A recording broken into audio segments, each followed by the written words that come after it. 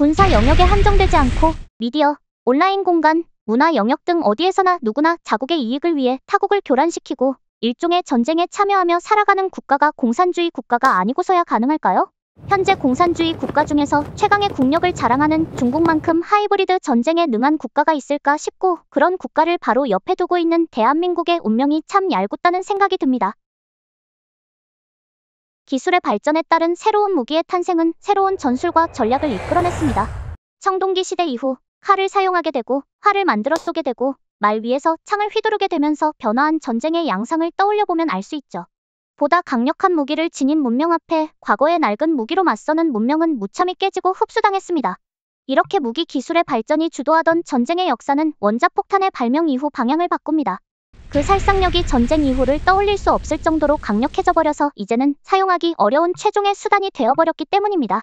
어느 한 국가가 원자폭탄을 사용하면 상대 측 세력에서 원자폭탄으로 맞대응을 할 수 있고 그렇게 될 경우 전쟁의 무대마저 영영 사라져버릴 테니까요.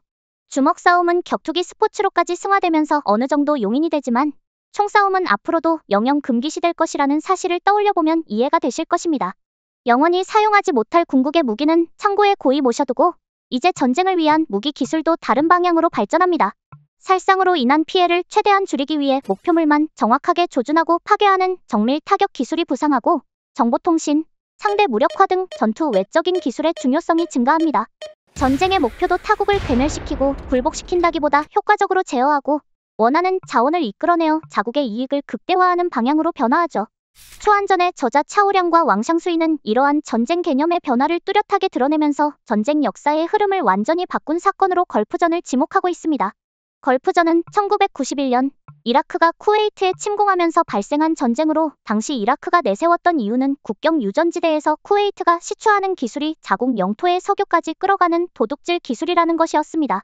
물론 이외에도 여러 문화적 갈등과 이해관계가 작용했겠습니다만 어쨌든 미국과 30개가 넘는 친미 국가들로 이루어진 다국적 연합군은 쿠웨이트 해방을 목표로 대규모 군사를 파견하게 됩니다. 그리고 약 반년 만에 다국적 연합군의 완승으로 전쟁은 막을 내리죠. 전투에 임한 개개인의 병사들은 쿠웨이트의 해방이라는 숭고한 목적을 가지고 싸웠을지 모르겠지만 전쟁에 참여한 국가들의 목적은 그리 간단하지 않았습니다. 미국에는 베트남 전쟁에서의 실패 이후 미국을 중심으로 한 세계 질서의 재수립과 중동에서의 안정적인 석유 공급망 확보라는 목적이 있었고 유럽의 국가들 역시 석유 공급의 안정화가 필요했습니다. 아랍의 금기를 깨고 미국과 손을 잡은 사우디아라비아의 경우 가까운 위협을 해소하면서 강력하고 부유한 거래처를 확보한다는 이득이 있었고 그 외 참전국들에는 최대 우방국인 미국과의 동맹 강화와 같은 목적이 있었을 수 있겠죠. 이렇게 각국 나름대로의 이해관계가 복잡하게 얽힌 상황은 걸프전이 국제질서를 위한 전쟁이었는지 석유를 위한 쟁탈이었는지 침략자의 응징이었는지 결정하기 어렵게 만듭니다. 현대에 일어나는 전쟁의 특징이기도 하죠. 현대 전쟁의 또 다른 특징은 전장 공간이 끝없이 확대되어 전장과 비전장의 경계가 허물어지고 온라인 공간, 미디어, 정치, 경제 등 모든 분야가 전쟁의 무대가 된다는 점입니다. 한계를 넘어선 전쟁, 즉 초안전이죠.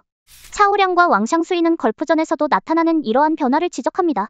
전쟁의 과정을 전 세계로 생중계하면서 미국이 송출되는 기사를 검열하고 전 세계의 여론을 미국과 참전국의 우호적인 방향으로 조성했다는 것입니다.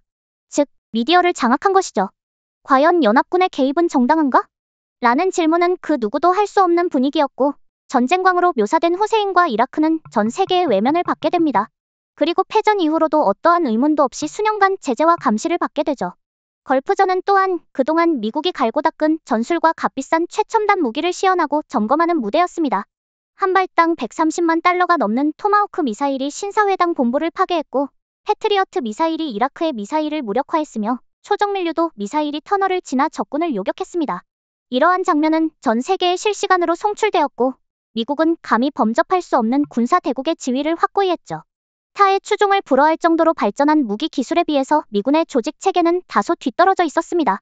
이전까지만 해도 해군, 육군, 공군으로 군사 조직이 나뉘고 전달 체계와 책임자도 제각각이어서 전쟁 발생 시 서로 다른 명령과 판단에 따라 작전을 수행하는 일이 비일비재했습니다. 그랬던 것이 걸프전을 치르기 직전에 와서야 위에서 아래로 전달되는 하나의 군사 명령 체계가 수립되고 모든 군단이 전 영역에서 복합적으로 작전을 수행하는 합동전력이라는 개념이 형성됩니다. 한 명의 지휘관에 의해 육군과 공군이 다른 영역에서 함께 작전을 수행하고 통합된 전쟁을 치르게 된 것이죠. 그리고 결과는 대성공이었습니다. 걸프전에 참전한 미국의 50만 대군 중에서 사망자는 단 148명이었고 부상자도 458명에 그쳤으니까요. 물론 오로지 합동전역 덕택이라고 볼 수는 없겠습니다만 아무튼 육군과 공군이 함께 작전을 수행하고 전 세계 언론을 휘어잡아 이라크를 고립시킨 미국은 걸프전에서 초안전의 서막을 열었습니다. 하지만 걸프전 이후 미국은 다시 기술 우월주의에 바탕한 한계를 보여주고 있다고 차오량과 왕샹수이는 지적합니다. 합동전역으로 통합되는 것처럼 보였던 육군, 공군, 해군은 전쟁이 끝난 이후 다시 갈라져서 더 많은 예산 확보를 위해 노력하는 등 군에서 보다 우월한 고지를 차지하기 위해 경쟁을 하고 서로를 견제했다는 것입니다. 그리고 여기에는 오직 기술의 발전이 전쟁에서 우위를 보장해줄 것이라는 전형적인 미국적 사고방식이 작용하고 있는 것이고 이는 현대의 초안전에 어울리지 않다는 것이죠. 그렇다면 요즘 말로 하이브리드 전쟁이라고 하는 초안전은 도대체 어떤 것을 가리키는지 차오량과 왕샹수이의 설명을 찾아 조금 더 자세히 들여다보겠습니다. 앞서 초안전은 전장뿐만 아니라 온라인 공간, 미디어, 정치 등 모든 영역을 무대로 한다고 설명을 드렸었습니다. 여기에 더해 전쟁의 주체, 전술의 종류에도 경계가 없어지면서 전쟁과 비전쟁의 경계가 허물어지는 것이 초안전의 특징입니다. 전쟁의 주요 무대가 사회, 정치, 경제, 외교, 문화 등 전 영역으로 확대되어 전쟁에서 군사 영역의 비중은 상대적으로 줄어들었고 주도적인 역할을 한다고 보기 어려워졌죠. 군인뿐만 아니라 모든 시민들이 일정 수준 참여할 수 있는 것이 초안전이고 대표적인 사례는 해커 그룹이 있습니다. 정규 훈련을 받지 않은 해커들이 특정 국가의 정보 전산망에 침입해서 시스템을 교란시킨 사건들도 정부의 주도하에 일어났든 아니든 전쟁의 연장선에 있다고 볼 수 있습니다. 조금 더 구체적으로 책 52페이지에서 차오량과 왕샹수이가 설명하는 초안전의 양상을 한번 읽어보겠습니다. 우리는 이미 존재하거나 미래에 발생할 수 있는 비군사 전쟁의 작전 수단과 방법을 제시할 수 있다. 예를 들면 유언비어로 상대방의 의지를 와해시키는 심리전, 시장을 교란시켜 경제 질서를 타격하는 밀수전, 시청자를 조종하여 여론을 유도하는 매체전, 다른 나라로부터 폭리를 꾀하는 마약전, 자취와 형태가 없어서 막을 수가 없는 네트워크전, 표준을 스스로 정하고 특허를 농단하는 기술전, 적에게 능력을 실제보다 크게 보이게 하는 기만전, 비축물을 약탈하는 자원전, 겉으로는 시혜를 베푸나 안으로는 통제를 도모하는 경제원조전, 패션을 통해 자타를 동화시키는 문화전, 규칙을 먼저 제정하는 국제법전 등 셀 수 없이 많다. 읽고 나니 뭔가 익숙하면서 정신이 번쩍 드시지 않나요? 우리나라에서 수년 전부터 증가해온 마약사범과 관련 예산 삭감, 세계 공산당 대회에 참가하는 국회의원들, 대통령 탄핵 시위에 동원되는 중국인들, 국내 온라인에서 활동하는 인공지능 댓글 부대 목인, 이미 중국 업체가 독식하고 있는 통신 장비 시장, 쉼없이 쏟아지는 가짜 뉴스들 등 모두 초안전의 범위 안에 있는 것들입니다.